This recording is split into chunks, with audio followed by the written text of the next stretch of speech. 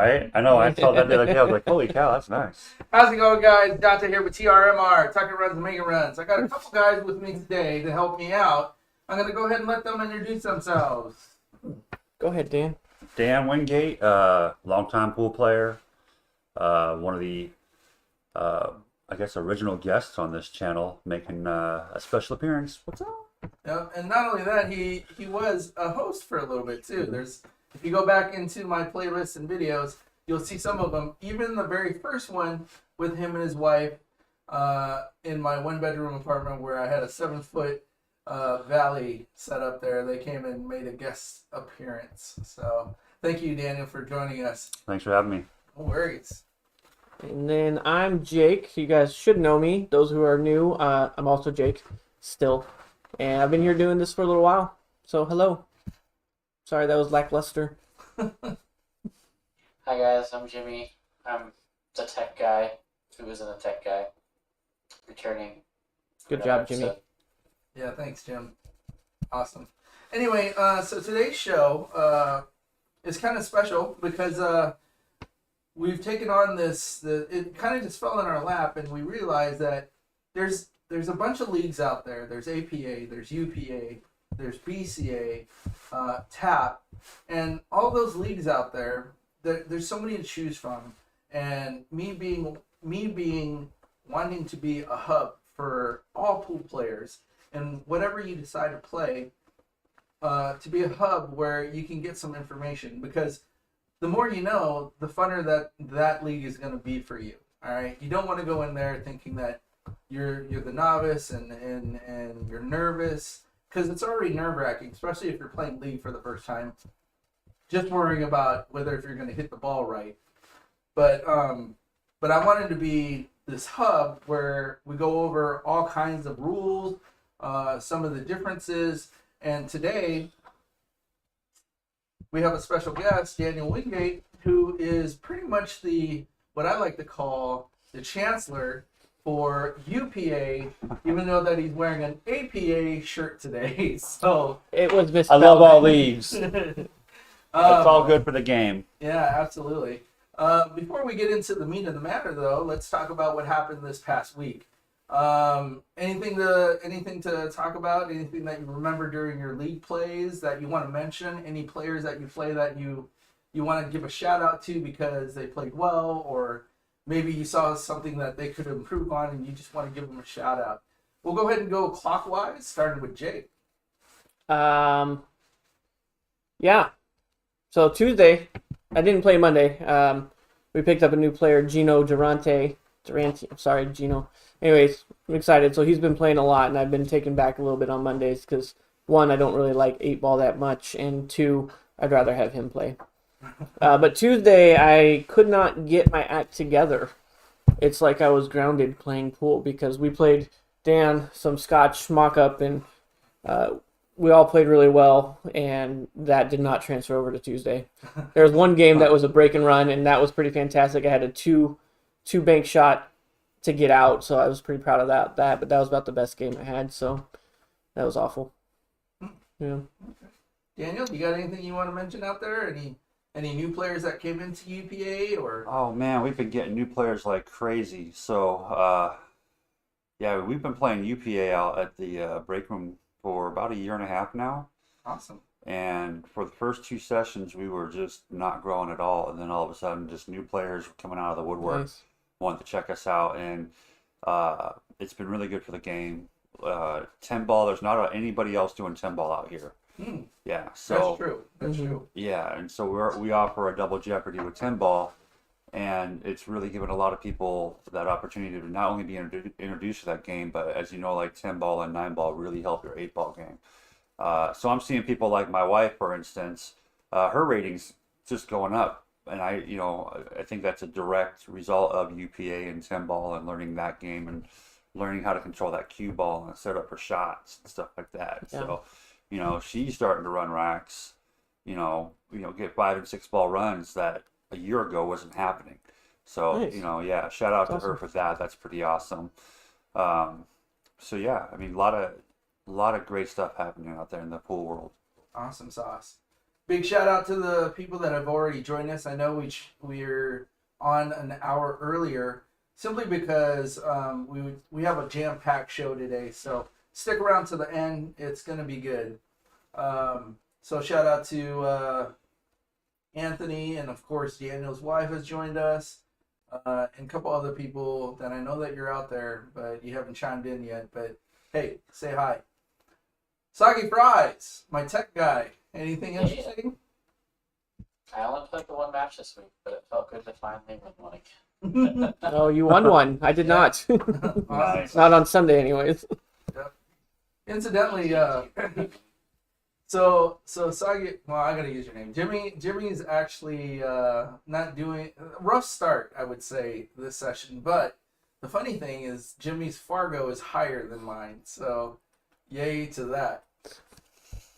Anyway. That'd be awesome. He's got like 40 games robustness. Oh, I that's have 24 actually. Oh, that's why, because you probably started at a 525 and just haven't got beaten enough yet. that's semantics. Just quick question while we're talking about UPA. Usually, what are the payouts? I know APA, like if you get in the first, is worth it, obviously, because you do get some money back. But to my understanding, UPA pays a little bit more than APA. That is correct. So UPA, like BCA, is more of a money-based league. Another big draw for UPA is we have three-man teams, minimum three-man teams, because you only play 3 matches of 8-ball, 3 matches of 10-ball in a double jeopardy situation, versus 5. So it's very fast. Usually 3 hours or less. If it's really slow, 3 hours. Usually you can get it done in 2.5, which is fantastic. And the payouts, when we only had 4 teams, first place was still taking home over $500. Nice. And Yeah. so that was fantastic for the And- whole season. If I remember right, is Jessie, she's the league operator, right?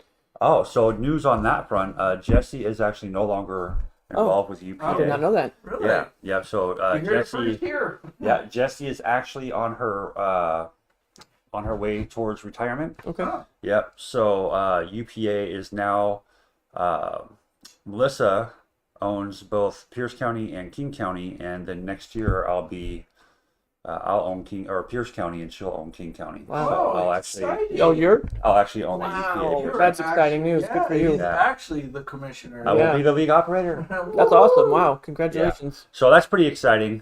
Something I've always wanted to do was to be a league operator, and I never thought I was going to have that opportunity with, Michelle and Doug having the pool scene pretty locked up here. But this last year and a half it's such an amazing product and such an amazing thing for Yeah. pool players. So That's awesome. I'm really excited for that. That's super awesome to hear. And the only thing, what I'd like to just point out is that the people that you see on these screens right here are the people who started out a good 15 plus years ago. Mhm. And that was when we were just getting into the league. And here we are becoming the OGs, so to speak.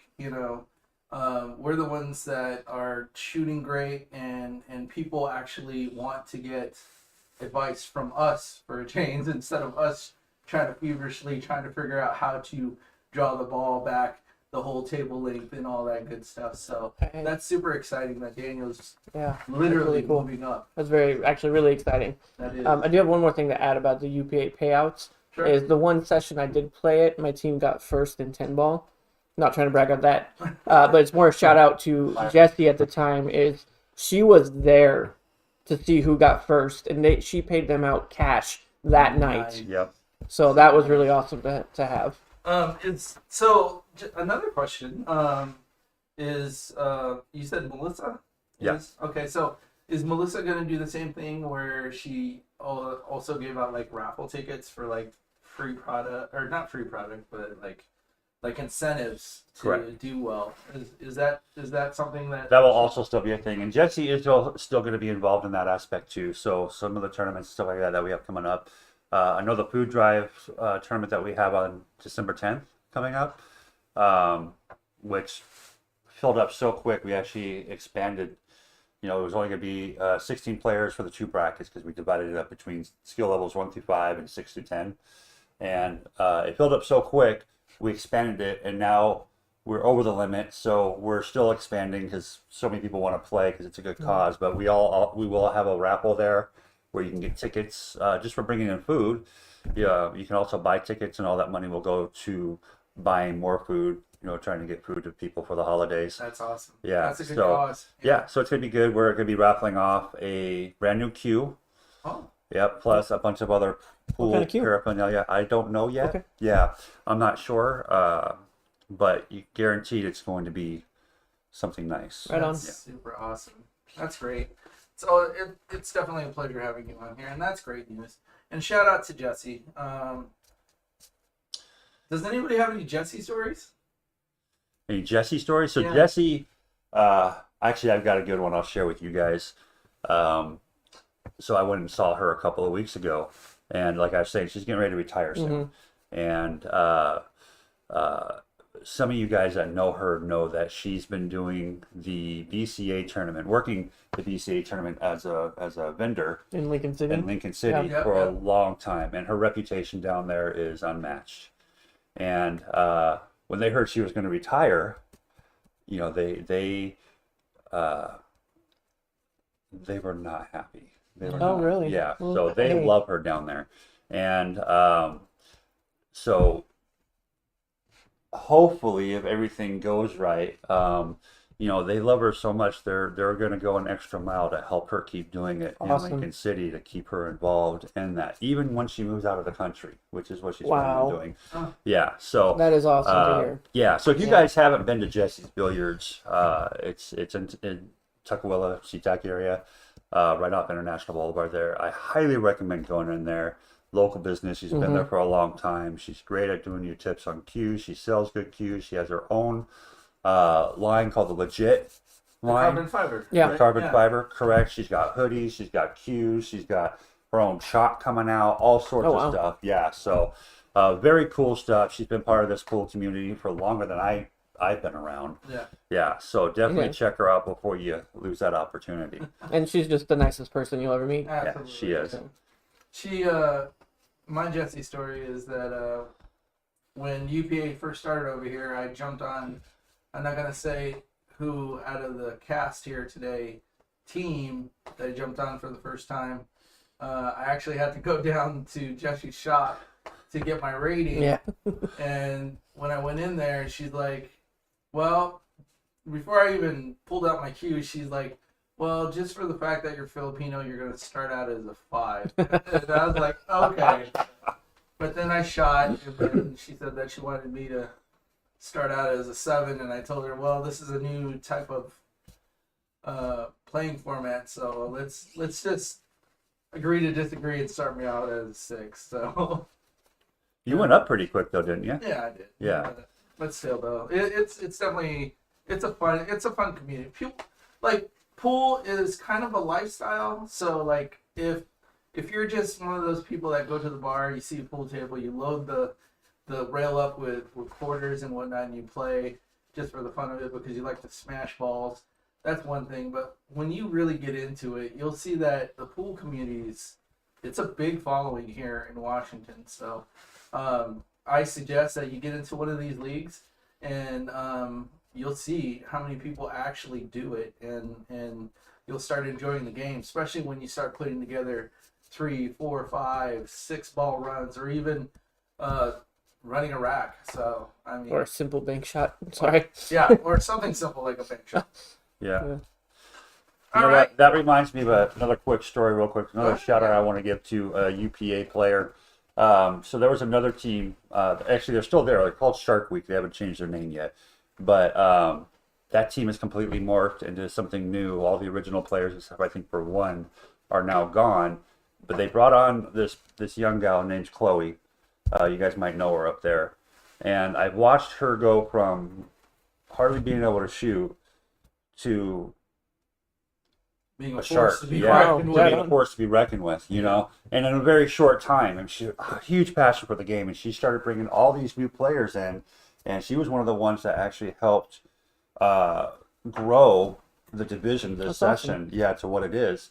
So, huge shout out to Chloe and her team because they're, we're so lucky to have them, in our Yeah. division out there in Lakewood. So, Good job, Chloe. yeah. Good job, Chloe. All right. So let's move it on. So right here we have UPA. We're going to talk about UPA, some of the rules, some of the rules that we have out there. I picked just a few pictures from the UPA site. You might recognize some of these people. They not only play UPA, but they also play like BCA and APA as well.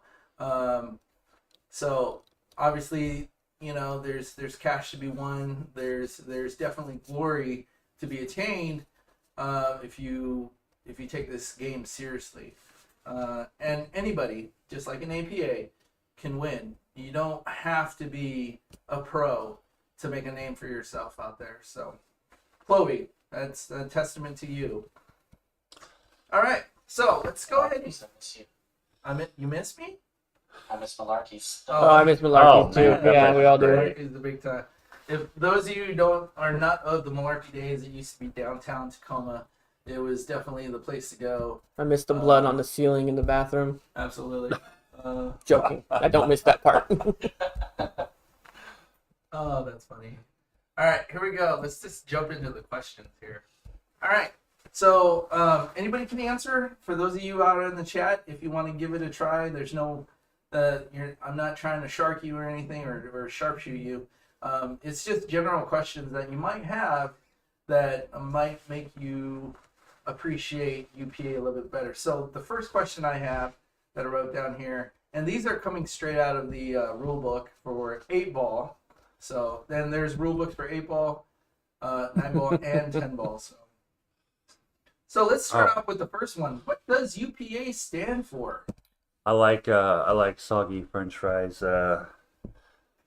Guess there is not correct. Ultimate Pool Awesomeness. Yeah, but it's It might as well be. it might as well be correct. Yeah. Yeah.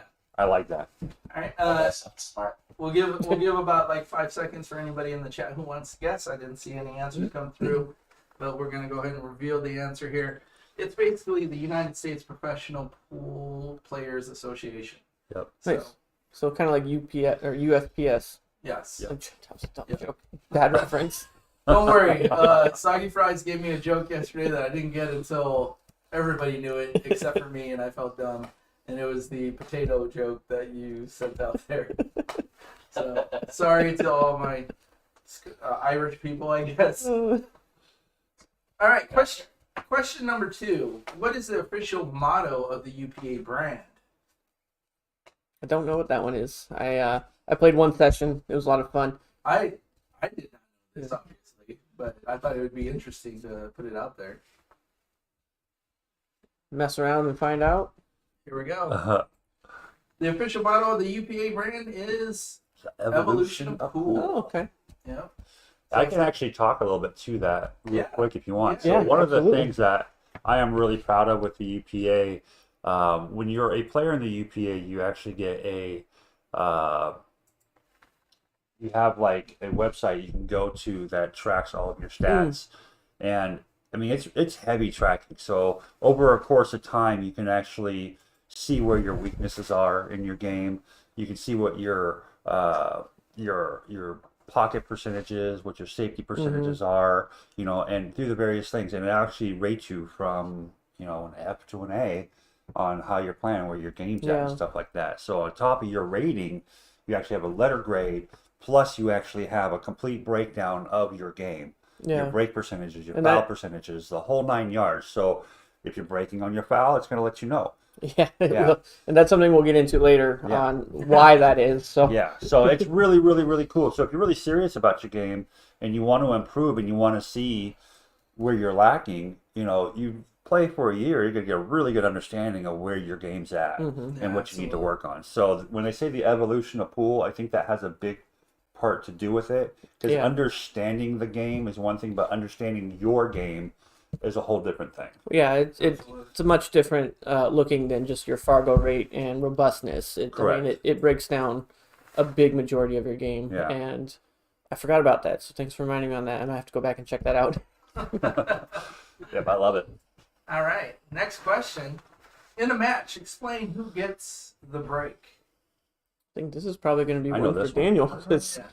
You want me to explain that one? Yeah, go ahead. And we'll compare your answer to The correct one. Well, So no, I who mean, gets the break? So Correct. typically in a match, if the lower rated player won't get the break, if they are the same rating, they will lag for break.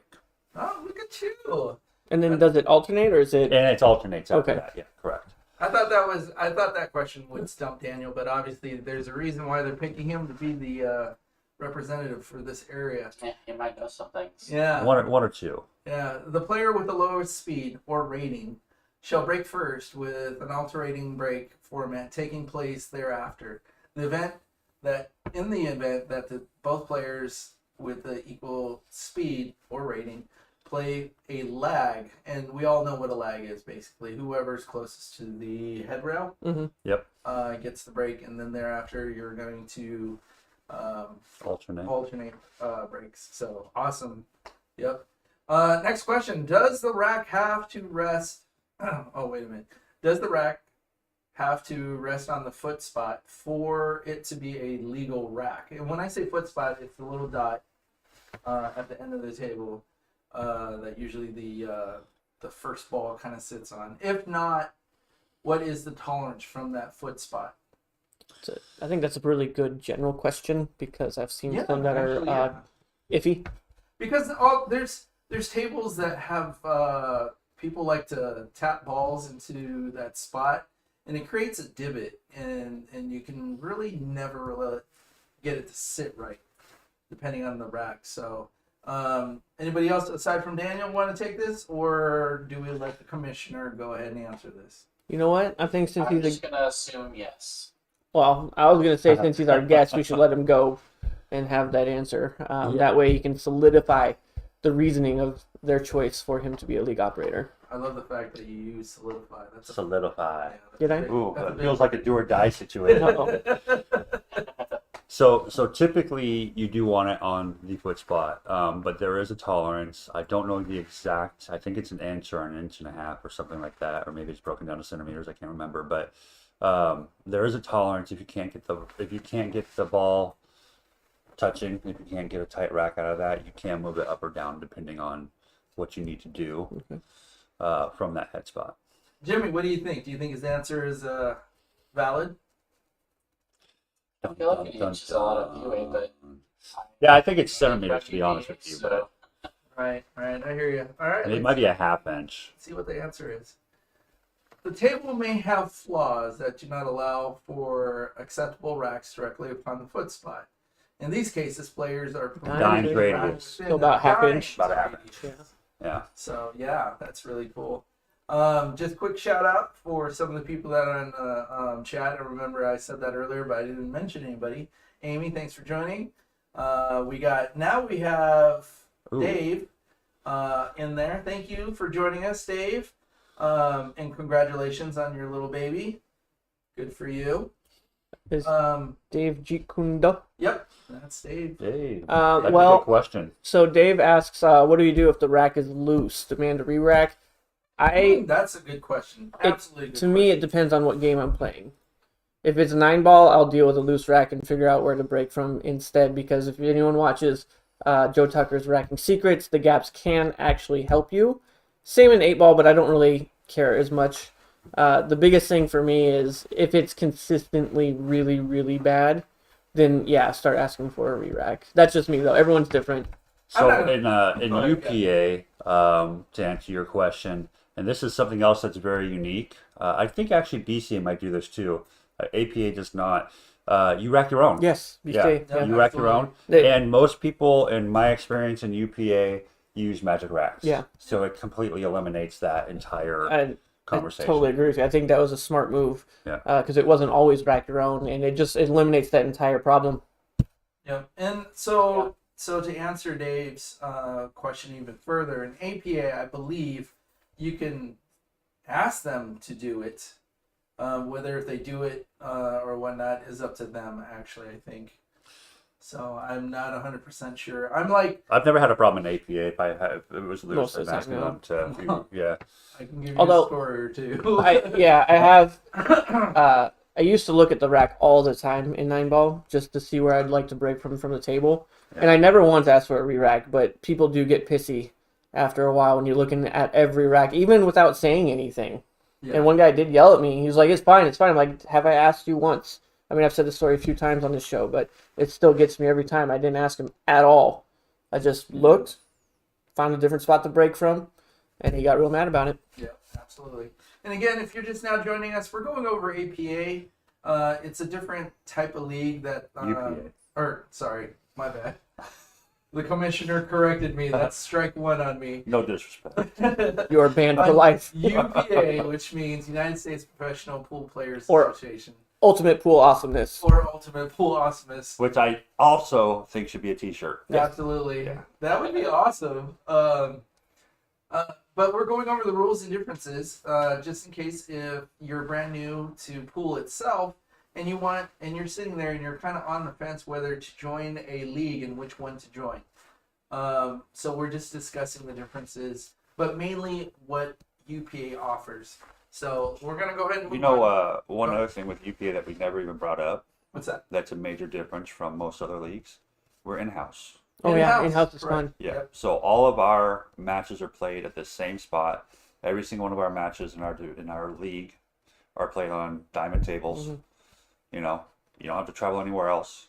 Very consistent, which is something I really, really, really like. Yeah, And it's national too, right? It is you national you guys have a big like qualifier. tournament, a Yeah. qualifier, and you end up So- in Vegas. And, Yeah, just like APA, we have Vegas Nationals. Ours is just a little bit different. I know in APA you qualify, by taking first place in the season or playoffs or whatever, and you go to the cities and all that. And UPA, we have qualifying tournaments, which is really, really cool. And in UPA, you can qualify just for 8-ball, you can qualify just for 10-ball, 9-ball, whatever you want to qualify in. And you don't even have to have your whole team. Just 3 of you guys can go down as long as you meet the it's like criteria for the VCA. You have to handicap. play so many weeks, and then Correct. you just pay and you go. Yep. right, Yeah. awesome, good Yeah. deal. Before we get into the next set of questions, we're gonna go ahead and take this time to get to Jake's product review. No. Jake, go ahead. What do you got? Okay, so I typically shoot with a carbon fiber Predator Revo shaft, and well, I only had one of them, and so it was starting to rattle, and I had to send it off to Predator for the warranty. And since I only had one, I didn't have a backup, so I bought a cheap, low deflection shaft from Ozone Billiards. It's called I think it's the 03 low deflection shaft. It was $53, and that should have been my red flag right there. Wow, when you said cheap, I had no idea. Oh my god. Real cheap. I would have been better off buying a maple shaft. This thing, You might as well have gone to like Big Five. yeah. No, that would have been that. Honestly, the Walmart shaft would have been stiffer than this thing. This thing was like a bullwhip. It was awful. So let's just avoid it at all costs. Buy a strong maple shaft, or even better yet, go to a pawn shop and find a Dufferin cue, and that's more low deflection than this thing is. So don't get the 03 from Ozone Billiards. All right. Terrible shaft. All right. Good note. All right. Going on to the next set of questions here. Thank you for that product review, Jake Bradley. All right. So our next question is: explain what makes a good or legal break. And this is still UPA. This is still Yep. UPS. Yep. The Yep. logo at the top lets you know. Dun, dun, dun, dun. Well, I'll guess because it has been a while. Absolutely. But can't guess I think because wrote most down of the leagues are pretty close to the same. You have to make a ball, and so many balls hit a rail. I think it's still 4 in UPA. I could be wrong. Just guessing. No, you pretty much got it. All right. I looked to Daniel for Confirmation. Yeah, I All did. right. So for the break, shot to be legal. The breaker with the base of the cue. I don't know why they have to explain that. I don't know. Maybe there's some people that like to break backwards. Nice. I don't know. Anywhere Interesting. behind the head string. And if you don't know what the head string is, it's the behind the second diamond from the foot. Or is that the head? I know why they said that, because you can break right at the head string, but the base of the cue ball has to be behind that. Oh, good Yep. for you. It's either pocket a number ball or drive at least 4 number balls to 1 or more rails. No ball is called, and the cue ball is not required to hit any particular ball first. Correct. If the breaker fails to make the legal break requirement, the balls will be re-racked, and the opponent shall have the option to break or request the offering player to break again. I did not know that. Yep. That Yeah. you can be like, oh no, go ahead and break again. Yep. What do you so think? What do so you if think you miscue and that ball taps the rack, and one ball hits the rail, and that's it. Yep. That's your lost break. If your opponent wants to break, they can take it from you and keep control of the table. Why do you think it would be beneficial not to give or not to take the break if you win the break? My guess would be possibly if it's like 8 ball or 10 ball, the chances of pocketing a ball on the break is lesser than 9 ball. So if that's the case, then they break it wide open. That's my only guess, and then you might have choice of stripes or solids. Or Yeah. if there's a situation, say you're playing a lower ranked player that doesn't break the balls up very well, Right, and they foul on the break, and you want to run a rack. right. It's a lot harder to run a rack when you have large groups of balls all tangled up with each other. So Yeah. taking that away and taking control of that break could be an advantage. Yeah, I agree with that. Do you know anybody that regularly like hits anything other than the head ball or the first 2 balls when they break? No. Normal thing? I No, wouldn't it's usually say first or regularly, second. but often enough, and I'm not going to name names. Oh my God, let me tell you a story. In It's not me, by the way. 2020, what is it? 2021. I was playing singles in BCA up in Lincoln City, and I played a gal who, she knew what she was doing, and she saw that from the break, and if from the break for me personally, I would run a rack. I had, and then when she would break and not make anything, I would do a table run. So she thought that she'd be sneaky and actually came behind the rack and hit it from behind, where the wing balls, to include the apex ball and one other ball, would separate, and the cue ball would stay within that pack. And I was like, is this a legal break? And she's like, well, 4 balls hit the rail, didn't it? And I said, Interesting. guess so. And then after the match, I asked her, I was like, you meant to do that? And she was explaining that somebody had shown her how to do that particular break. Interesting. Yeah. And that was an 8 ball, I take it? It was an 8 ball. Yeah. Absolutely. Now Well, I'm going to practice it, because I love the break. Yeah. that is crazy. All right, the next question. What are the break fouls? When I say break fouls, what constitute a foul on the break, obviously. So, the one that probably I can think of is if not 4 balls hit the rail, obviously. Yep. So, Yep. Scratching. That seems like a pretty common one. yeah. Yep. Scratching, Yep. jumping the cue ball off the Good table. job, Jimmy. Oh, particular question for you and everybody else out there. Is it a win or loss if you pocket the 8 ball and knock the cue ball off the table? That is a very good question, because I actually had to look that up recently. We were talking about that, and if I remember correctly, because I've only seen it happen one time. If I remember correctly, if the 8 ball's pocketed and you foul on that, it is a loss. Oh, wow. It is lost. Yeah. I did read that. That Uh, is super interesting. And then Yeah, to, because somebody had came to me and they're like, no, you just spot the 8 ball. I was like, no, I don't think that's right. So we Yeah. had to look up the rule. I mean, if you knock the cue ball off the table, the playing surface, that is just as if you scratched Wow. it into Yeah. a pocket. So, uh, yeah. Mike Davis asks how many details are recorded to score UPA. We will get to that a little bit later, so stay tuned. Yeah, absolutely. Good question, Dave or Mike. Stay tuned, and thank you for joining us. Is this the Mike Awesome. Davis that told me about the Omega Labs chair? Probably. Because if so, everyone should get that chair. Yeah. Good chair. Oh, it's fantastic. Yeah. All right. So, what constitutes a break foul? If the cue ball is pocketed or driven off the table, that's a foul. If a number ball leaves the table or comes to rest on top of a rail. Have you ever seen Wow. Only in the movies. that? That is true. I have heard of people saying it's happened, but in my 20 plus years of playing, I've never seen it. I've seen one crazy thing where the player broke, and I've said this a few times, but it still blows my mind. He broke. The cue ball jumped way high off the table into the side pocket and had so much spin it came back out and onto the table. Wow. I shit you not. I think I've seen that. Actually. Yeah. Wow. Recently, I broke where I popped the cue ball on the rail and it rode the rail for a good one diamond, came back onto the playing surface, and pocketed a ball for the win on 9-ball. Are you Oh, wow. serious? Yeah. Wow. Wow. I've seen a guy shoot a ball into a side pocket and it came out the other side pocket back. No. No. Swear to God. Whoa. Yeah. That is crazy. The old Longhorn down in Lakewood. It's Wow. not there anymore. Oh my God. The Longhorn, for those of you who don't know, that used to be a place where they had a tournament where it was neon On the yeah. on the table. And if you want to know how good you are, This isn't rock and roll pool. yeah, That's try to play awful. neon, and you'll realize that the lights in a well lit table Make a help a difference. lot. Yeah. So Yeah, Anyway. black lights are not meant for pool. no, not at That all. sounds fun to me though. Yeah, I bet it does. Only if you're drunk.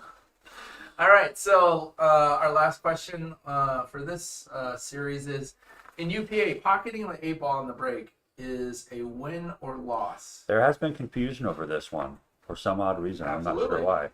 Well, probably because you probably have some people who are in BCA that transition into It could be, UPA. yeah. And if you do it in BCA, it's not a win. You just spot the ball, or you have the option to re-rack and break again. So, Soggy Fries, you want to take this one as a guess? Yeah, I will guess that it's a win. Okay. Somebody's won. Woohoo! Legal probably looking up the pocketing info eight on the break internet over there. wins the game for the breaker. So, Yep. yes. Hold on. Yeah.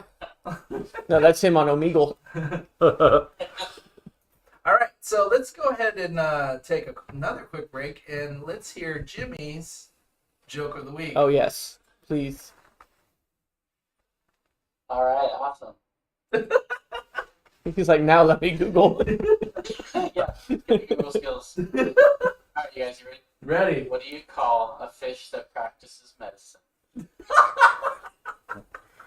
Fish that practices medicine. I don't know. I don't know. I'm stumped. A sturgeon. Oh, Jesus.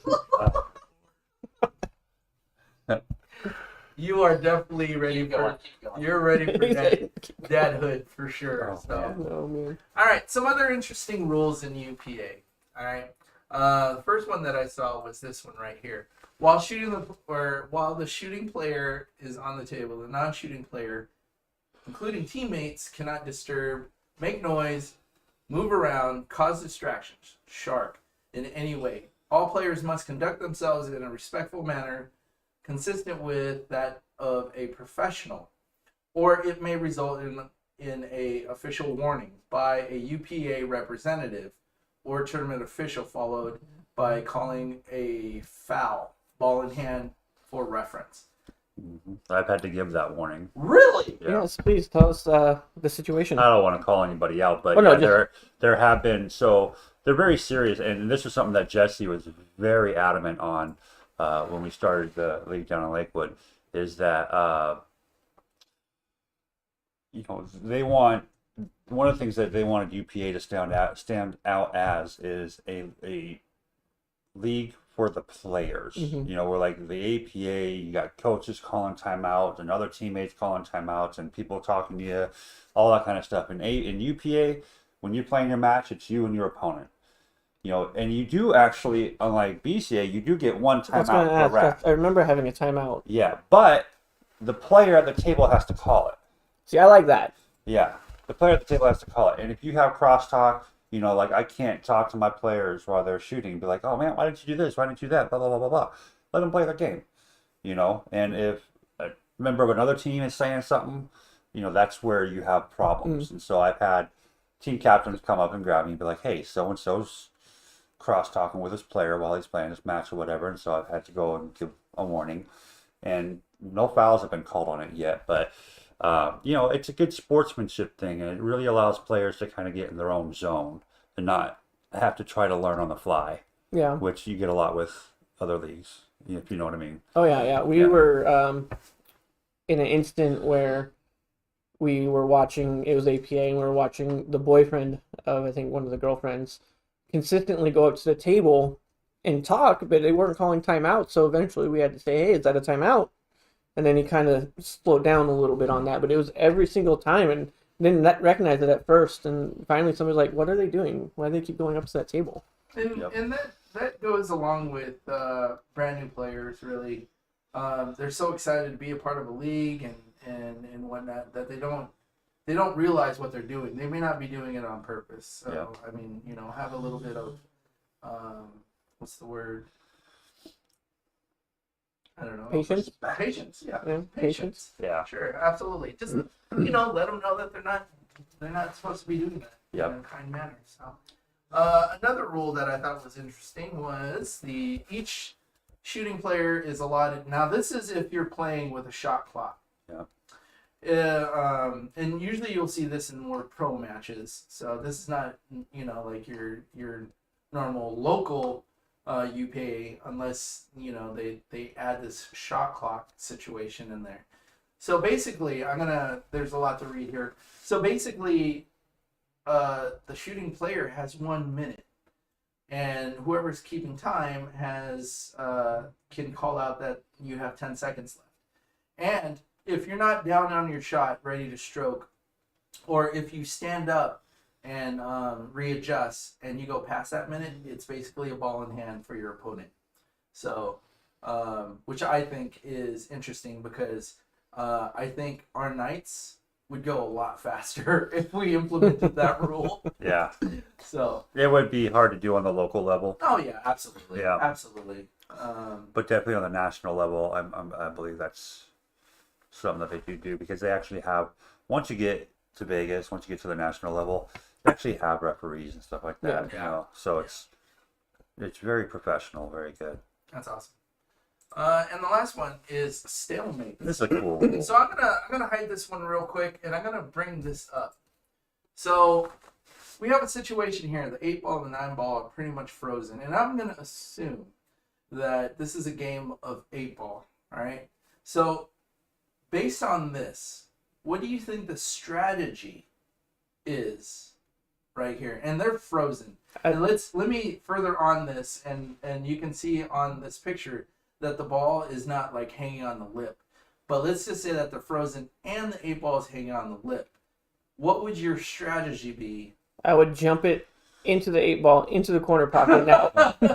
I would actually assume this is 9-ball and not 8-ball. Okay. Because if it was 8-ball, the person that's on the 8-ball wouldn't want to give it up as a stalemate. Yeah. If it was 9-ball, neither player could get to that 8-ball without that would make causing sense. a foul or scratching, which would automatically give it to the other player. You know what I mean? So if they're both like, no, you take it, no, you take it, no, you take it, no, you take it. And I have seen that. Yeah. You can call a stalemate, which would result in the re-rack, and let's do it again. Yeah, I have seen a player continually give up ball in hand in a situation not quite like this, but close enough.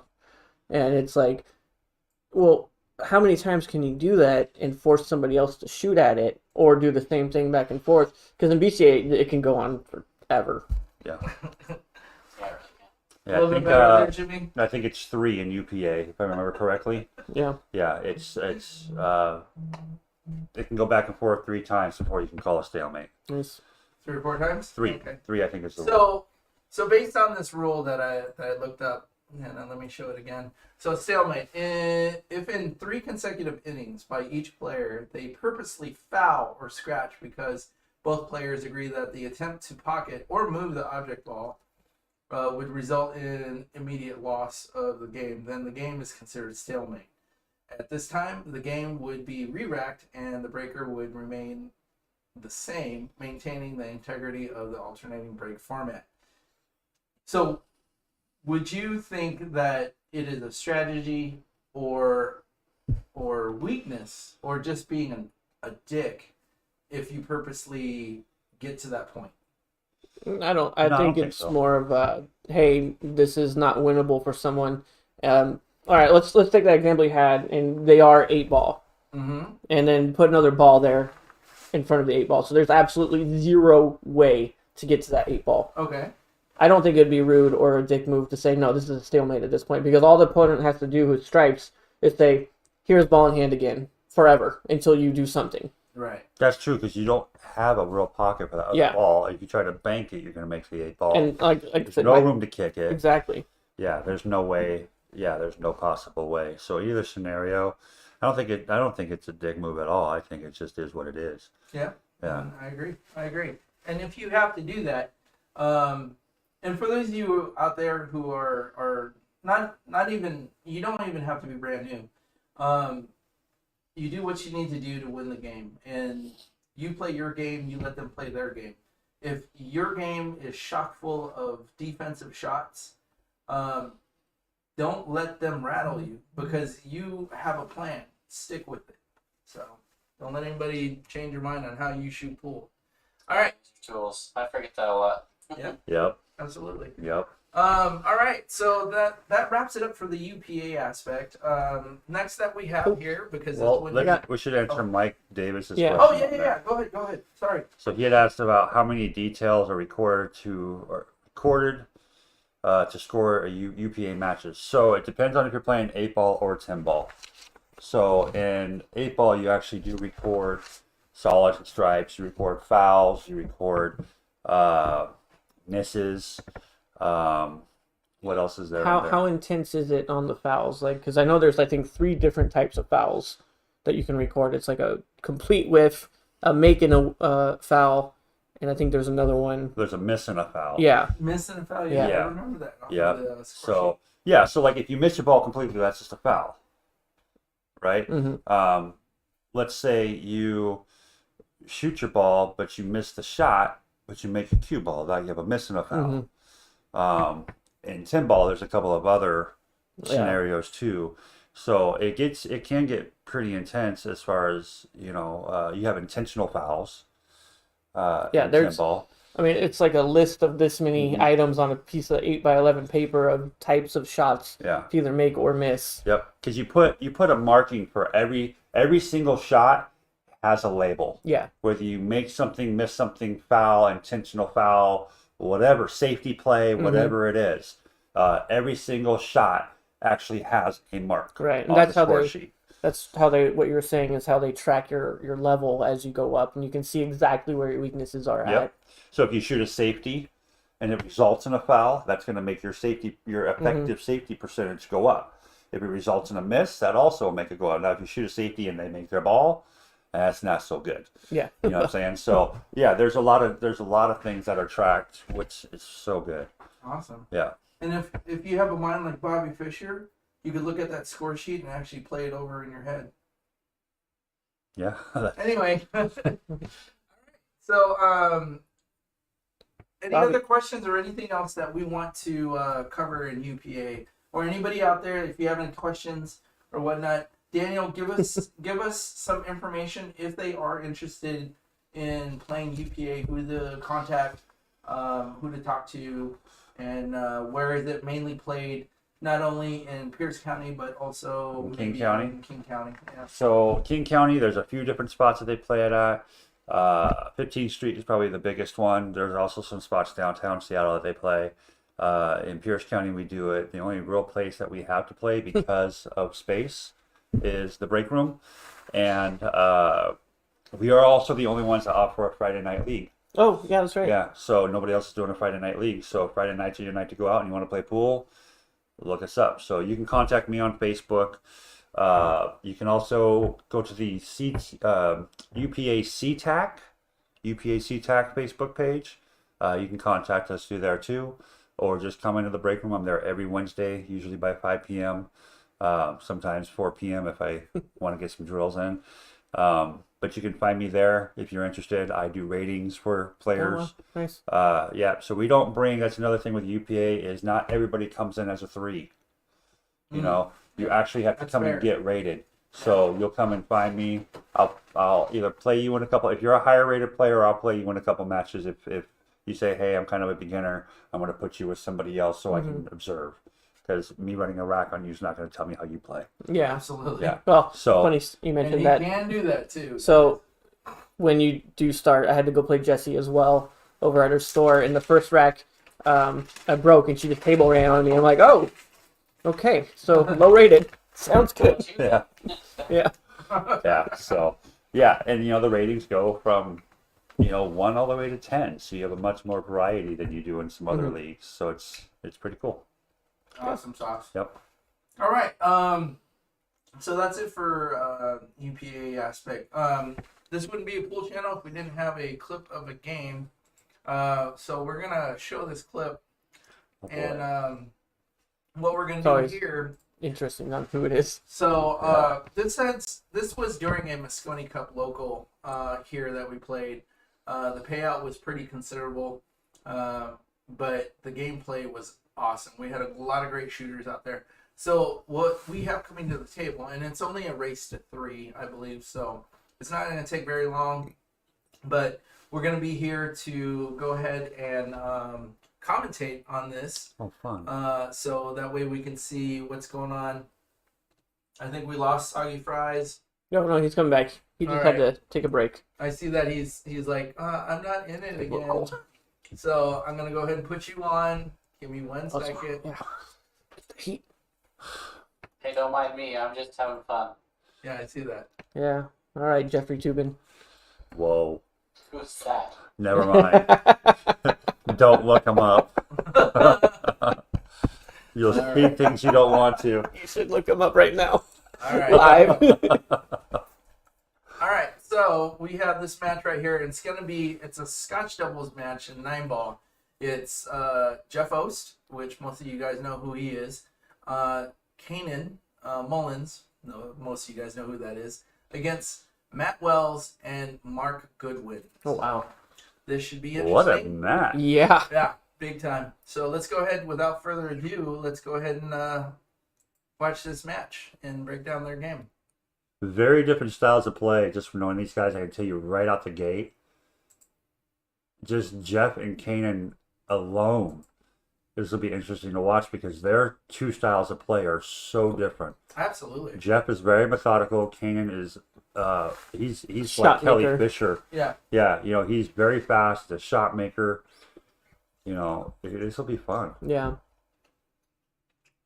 All right. So I guess they're determining whether if Who's gonna break? yeah, because they both lagged, and I guess it was. It so looks like close. Matt Wells.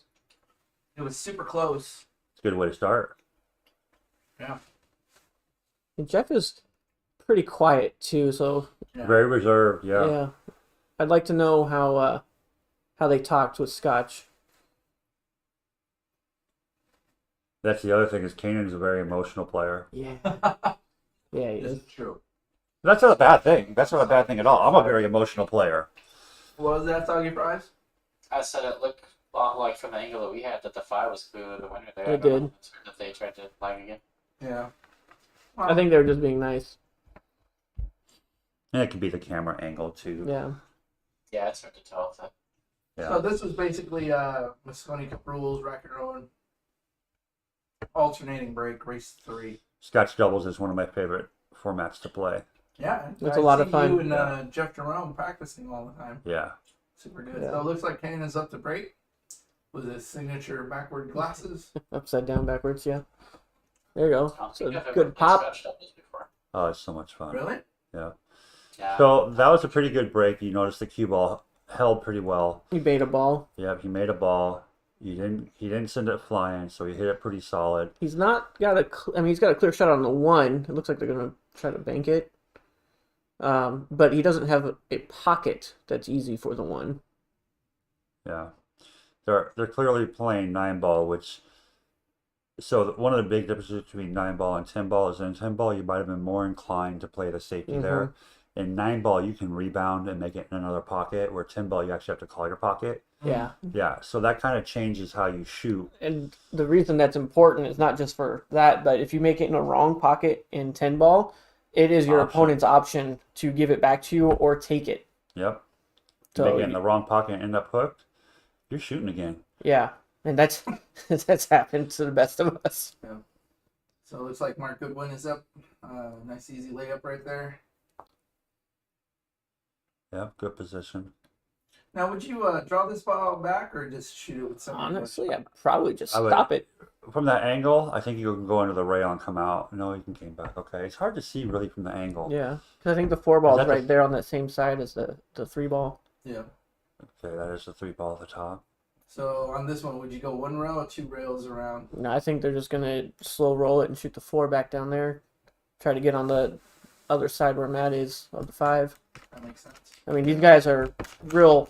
They don't move the ball if they don't have to. At least Mark doesn't. I don't know about Matt that well. Mark's Fargo is astronomical these Yeah. days. Is it really? Mm-hmm. He's close to Daniel Serengazzo.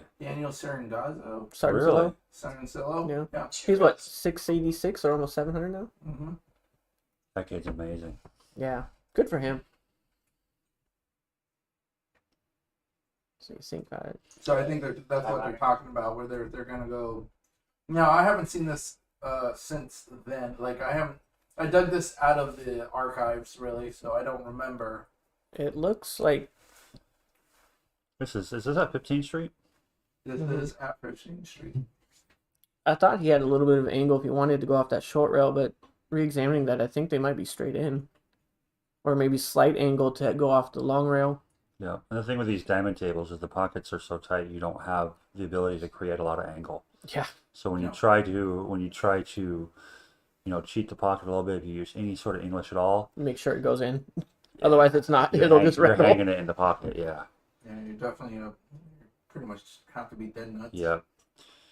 So you definitely on these type of tables want to try to play angles as much as possible to keep from trying to have to force things. That was So- interesting. I'm curious. It's so hard to see which ball's the next one they're shooting I at. think that 4 No, ball the is on 4 the is- long Is that rail the one there. on the side there? Yeah. Okay, so they must be going. I'll be Do shocked you think if they he go set? for Do you this. think he set him up for a bank purposely? I don't know. I think he's gonna play it safe. I would hope so. I think he's gonna shoot it into a couple rails. Oh, he tried to cut it all the way No, down. I think he was trying to play a safe there, Oh, like a 2-way. You make it, you're good. You miss it, you hide it. yeah, I would have too. See, He my played pocket question is- speed there. With Mark's talent, why didn't he just go 2 rails around? Well, my thought was just push it up the cue ball towards that pocket, that bottom right pocket, and shoot the 4 ball straight down. See, there's Kanan. That's Yeah, a good that's, shot. That's, It was a good shot, but do you think he knew he was going to collide No. into those I balls? personally would have played a safety right there, It would have just been to a take great control of the table back, Oh, Yeah. sure. because Absolutely. You had that you're wall. forcing yourself into position at that point, right? And that 5 ball doesn't look like it goes in that side. That's what I'm saying. Like you're not Yeah, getting on so- that 5 ball from there,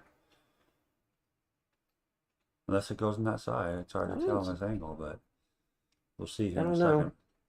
It's pretty shallow. Yeah, I didn't think Wow. And that's surprising. See, now we to just- be honest truth. Sold out right there. so. Yeah. Now, had he played it safe on that shot he took to that corner, you keep control of the table. Mhm. It was an easy safety too. You just park the ball behind the 9. Mm-hmm. You got to think that way, especially playing these two. Yep. The only saving grace is that he's kind of on the rail back there, but I mean, I think it's Mark shooting, so I would put money on him making it. Yeah. If you're a 670, if you're a 550 or above, you're making that shot most of the Yeah. time. If you're a 670, you're making that shot and getting position. Well, he hit the 6 to get position on it Yeah. there. He just come out in the middle of the table there, or even a little further on the side that Yeah, he's he'll shooting come from. around a couple rails. Yep, just like that. Perfect. And Mark, Just roll it forward. depending on the angle, I think he's got enough angle to roll it forward. Yeah. you know how many, like your novice players would shoot this without even thinking and actually Try to put a little draw bit it of draw or on hit it and too actually- hard. Yeah, and Try to actually- stun it. Just like that. Just let the cue ball go a little bit. Nice and easy. Just tap it in. Just tap it in. Little tap tappy. Just go to your home. It's all in the hips. There it is. Yeah. Yep. notice- So that shot that they took that Kanan took to that corner, that was the pivotal shot. Mm-hmm. He had an opportunity to play safety and keep control, and being a shot maker, he opted to go for the shot. I think Goodwin is breaking here. Absolutely. Yeah. Yeah. So he hit that well. Kind of got unlucky with the kick on the cue ball, Mhm. but he didn't scratch, so that's cool. So it looks like they might have some trouble if they go forward with the one ball on the side because they got the 7 and the 9 down there that could get in the way of the cue ball. Coming back for the. So do you think he's gonna draw it into that end rail up top there? Oh, I think I know what he's gonna He's do. looking forward. Yeah, he's gonna put some inside high on it, go into the long rail and short rail and come back up. Beautiful shot though. Yeah. Oh no, he's jacking up now. Oh, Yeah. safety. Safety good. That was that two-way that you were talking Yeah. about there. Yeah, absolutely. We'll vote on the camera. What do you think his Rotation options games, are? it's so important to play safety. He has a window, but I don't know how Jeff is at jumping. 'Cause I don't think I've ever really seen him jump. Who's this redheaded girl in front of us? I think it's Jessica Rabbit, but she identifies as a male. Just joking, Jeff. Viking hair. Yeah. He might have a window to kick at it. Not a very big one. No, I mean the same window if he jumped over the 2 and straight Yeah. into the 1. So there's other options on here too. He could push that 6 ball down into it. Mm-hmm. Try to tie tie it up. There's a lot of other things you can do other than giving a ball in hand up on this. If you're going to give the ball in hand up. Well, so if you do give ball in hand, I can't tell if it goes by that ball down there. If it doesn't, you should just play another safety. Yeah. You push it out and walk the cue ball up behind Yeah. whatever that is. And then 7 they'll ball are safe back at you though. or 4 ball, whatever that is down there. I used to practice with Jeff, especially when we were. One year we were both going down to the amateur pool championship in Oregon, and Jeff told me that That's the 4 ball down there. he just basically learns by trial and error. Yeah. Yeah. So you could go 2 rails. Oh, he Yeah. tried. Yeah. Yeah. That's really the only logical way to get those 2 rails. Tried to But come up behind it there. now, if he doesn't have a shot here, and of course, not just about making the 1 ball, it's about making the 1 and getting position. Well, when he moved that 7 away from the 1, So now he's got a he perfect opened up. safety. Yeah. See, now he's looking at taking the shot. And if this is, I can't tell if it's Goodwin. It's Mark. Yeah, this guy is phenomenal with his safeties. Yeah. Well, this is a basic safety. I mean, it's a stop shot. You're just gonna keep the cue ball right there behind the 4. Let the 1 ball come up table, which Yeah, should it looks set like you he's up for a doing it. run out. Yep. Yep, just Just like like that. Look at that. Man, what a guy. Yep.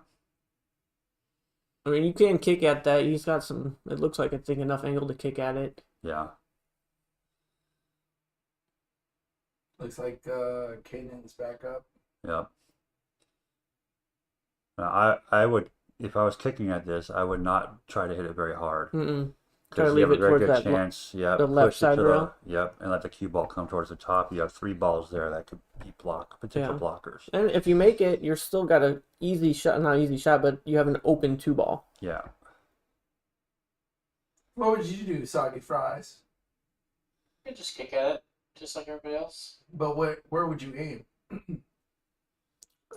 This To the right rail. probably like 2.5 diamonds up on the long rail. 2.5. Kanan typically Roughly. hits the ball pretty hard, so He hit it. he Yeah. hit that pretty good. That's a good speed. He has He good put speed, spin but on he it. put so much spin on it. He probably had to get around that 5 ball from Yeah. that angle.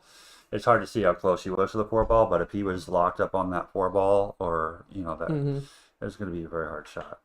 But now that safety. Oh, you're on Again. 2. So you just told him you're on 2. Yeah, obviously they're playing the 3 ball or 3 foul. Maybe not. But if he gets stuck, he'll use it. Oh, he did. You're Yeah. on 2. Yeah.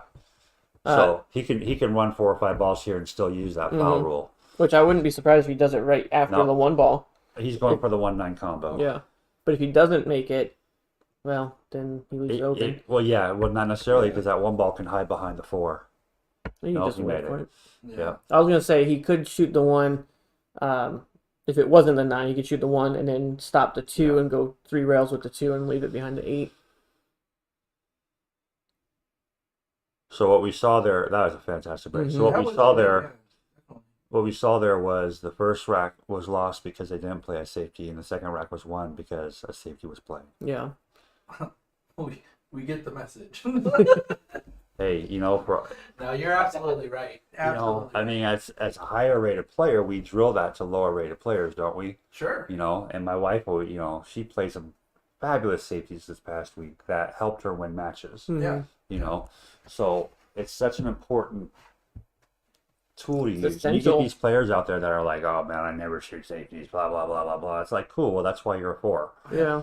Since Well, the other thing, too, 2014. You're a 4 that can run 6 balls. And The make other it thing hooks, too is in Yeah. 9 balls, especially in 9 ball, it just takes one little hiccup. That's it. You're done. Yeah.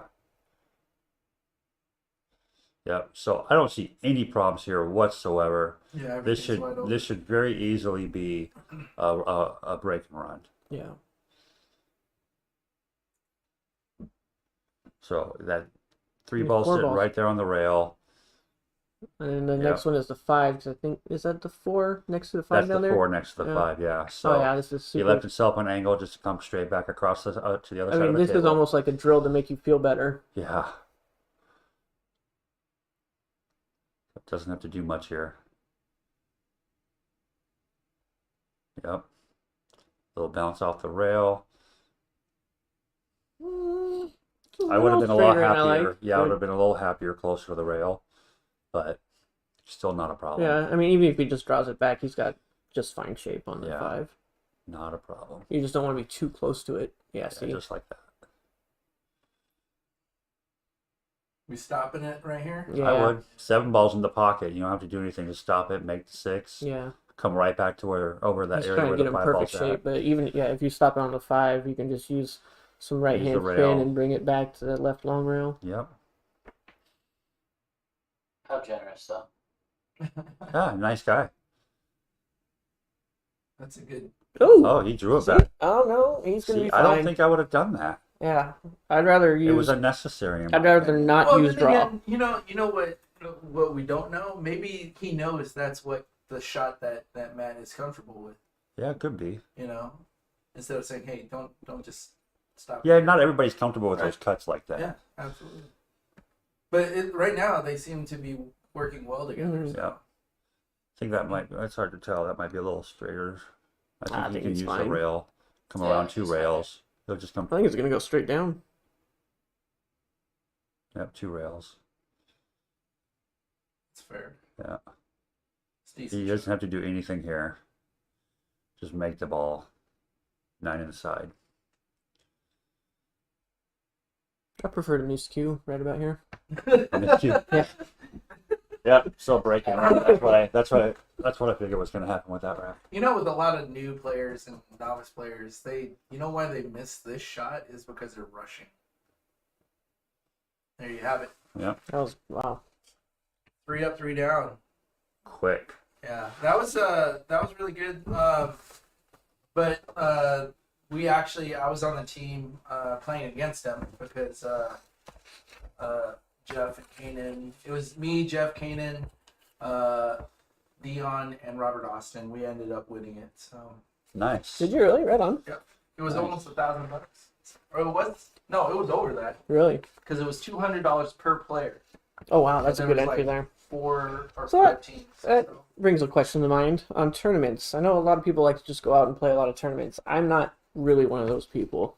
I like to play specific tournaments that's really, really worth my time. So the high dollar long race tournaments I prefer, or like more of the obscure ones, Scotch I'd like, and or bank pool.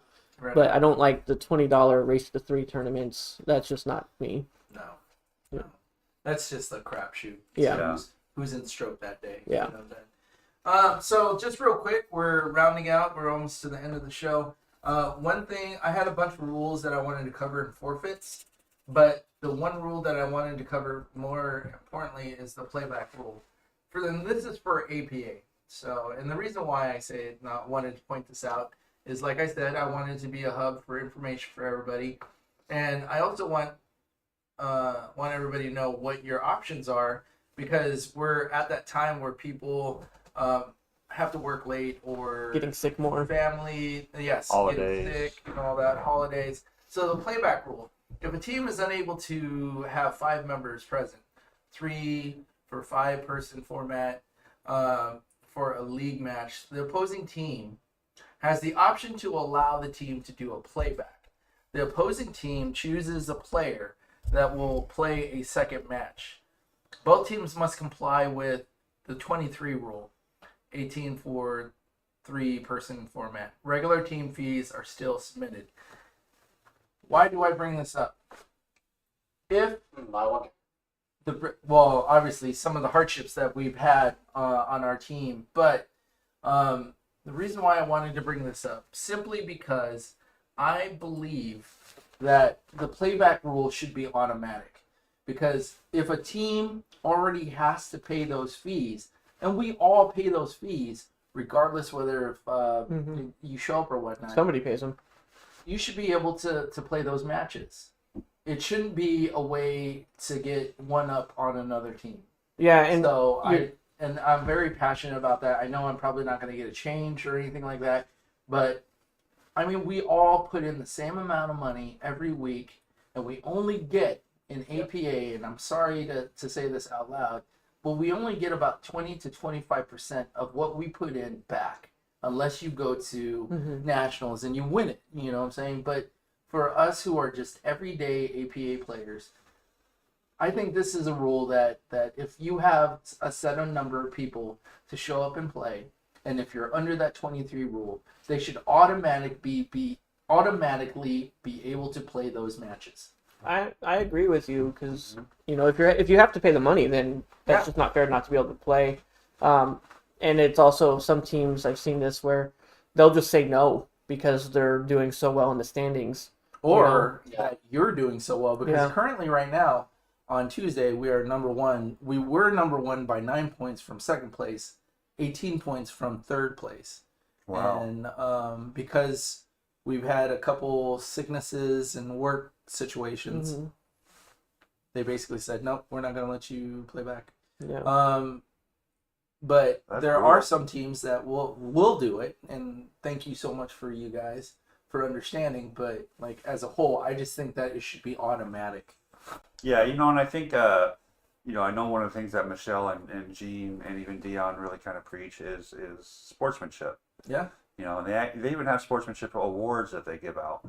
But, that rule is based, the way that they run it is based on sportsmanship, right? And they expect people to be good sports, because we are out there to have fun. And I think people do take it to the wrong level, as far as that's concerned. So I agree with you. I think it should be an automatic. And it's set up to where if you're going to do a playback, the other team gets to choose which player on your team is shooting anyways. Yeah. Yeah. So you choose the least threatening person on that team. That reminded me Go for one more UPA question if we have time. Yeah, absolutely. We're set to run until 9, but Okay. honestly, And I'm off tomorrow, so I'm good. he's off tomorrow. Pre-match. In APA, you have the 5 players, then you kind of pick according to who the other team throws. And in UPA, you have to pick directly before the match, before anyone plays, right? Correct. Yeah. Why is that? It's just the format that they do, so you know who's playing and when they're playing. Now, there are scenarios, we also do have a playback rule. Oh, okay. Ours is a little bit different, though. You're only allowed technically one playback per session. Okay. Oh, okay. So something happens, you're on my team, you get a phone call, you have to leave. Right. Whatever. Which can happen because Your we mom all kicked have your other dog, lives. you got to go home. Yeah, sure. So, whatever. Okay, cool, not a problem. We'll do a playback. As long as you're still within your cap, you're good. Okay. No big deal. So, but you're only allowed one.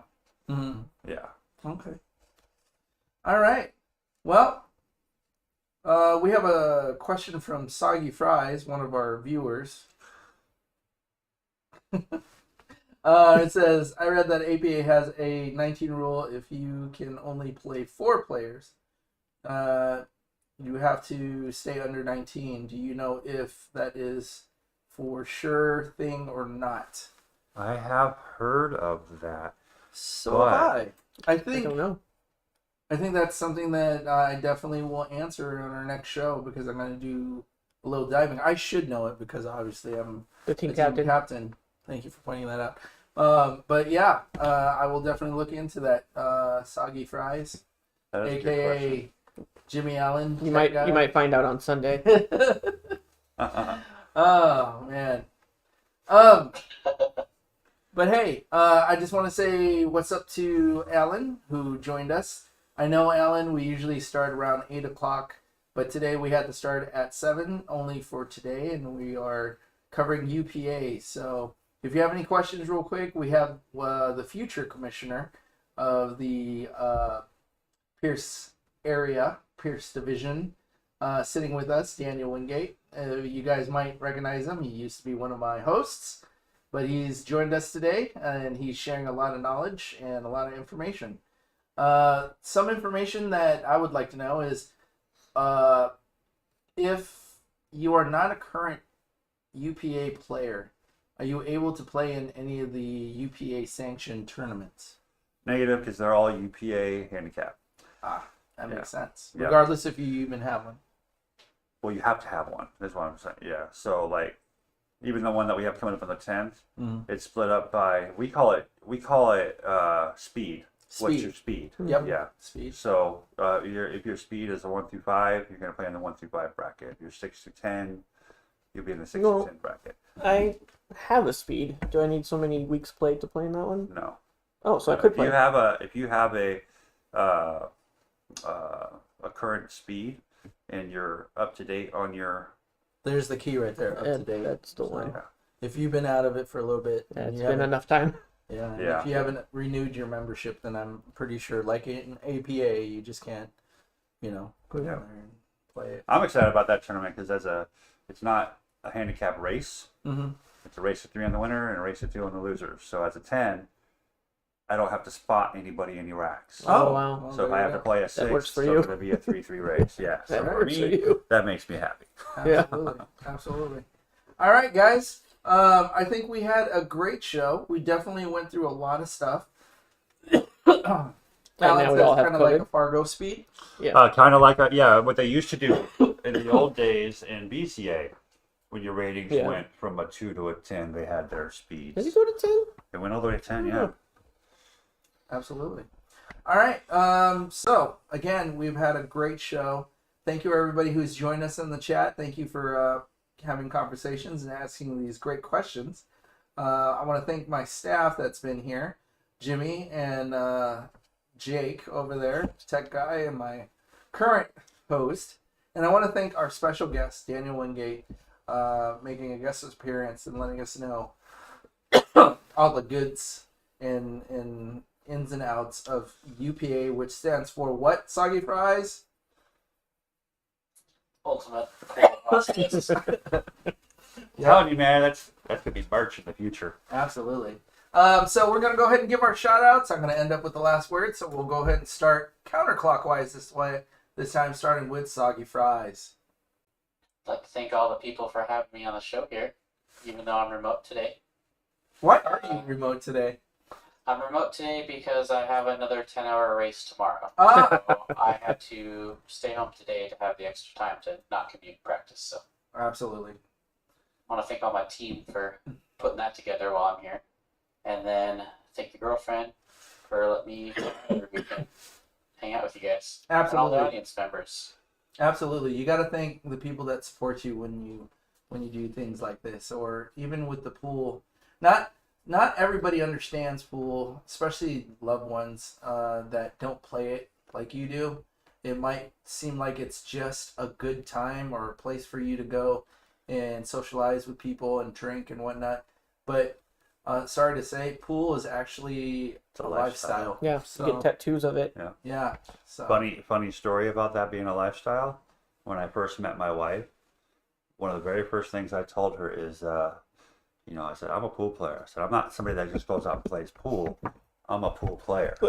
Like, that's not something I'm willing to give up. So if that's a problem, Yeah. let's get that off the table right now. I have a question So- then. Address that Before right you met your wife, did you have a previous girlfriend who did not like it? I did. Okay, Yeah, me too. she- I have a very similar story. Yeah, and she stayed previous because of that. Yeah. You know, 'cause I wasn't going to give it up, you know, and Oh, that so might my actually- wife's response was, well, why don't you teach me how to play then? Yeah. That's awesome. That's a keeper. Perfect. That's a keeper. And he proposed the next hour. Yeah. Yeah. It's like, you know what? If I make this 8-ball, we're getting Yeah, married. we were married before sundown. Right. Wow, that's awesome. So I guess Daniel, you're next. Shout out. So I would like to give a shout out to Jesse from Jesse's Billiards and Melissa, or 911 Billiard. I guess Jesse's Yep, Billiard. Yeah, 911. 911. And of course Melissa. You know, Jesse saw something in me and brought me into the fold for UPA, and yeah, I couldn't thank her enough, man. She gave me an opportunity to be part of this thing, and I just love watching it grow. I love the pool community. I just love, you know, shout out to everybody that shows up every week and competes, and Yeah. and of course, you know, you guys make me a better player just being around half the competition. So, you know, just love it, man. Shout out to the whole community. We have a good community here. Absolutely. Yeah. Mr. Bratley. Well, you guys are taking all the shout outs away, so ditto to what Jimmy said, ditto to what Daniel said, and to the wives of the players who allow them to play pool without causing argument. We know how important that is. Trust us. It does not go unnoticed. I had to literally pay one of my exes, which is why she's an ex, to go play League one night a week. And then she broke up with me after 2 years, said I played too much pool. So instead of arguing, I grabbed my pool case and left. She goes, "Where are you going?" "To go play pool." It's therapy. Yeah. Yep. And then obviously, you know, to Dante and you guys for coming out and doing this and having the channel. And then the guys who watch, thank you for coming back week after week. So awesome. Just real quick, Alan says there is a huge difference between someone shooting pool than someone that is a pool player. Right. And I think that's what 100% accurate. Daniel was pointing out when he said, "I don't just play pool. I am a pool player." And what's cool, you know, on that topic is I don't go into places and play pool with just anybody. Yeah. You know, like I can't just walk into an unknown bar and there's people in there playing pool. Hey, let me get a game, put quarters up. Right. I can't even I do despise that that anymore. anymore. Yeah. So, because I don't play it as a socialized thing. I socialize with pool players, Yeah. but I only play I against think pool players. it's the format versus playing random people at a bar on a Friday night Yeah. versus playing other pool players where you have rules and you have that understanding of, you know, we're not going to get in a fight over this. Yep. Yeah, if you're celebrating a bank shot like you just won the Super Bowl, we're probably not going to play. Funny story before I give my shout outs to Daniel.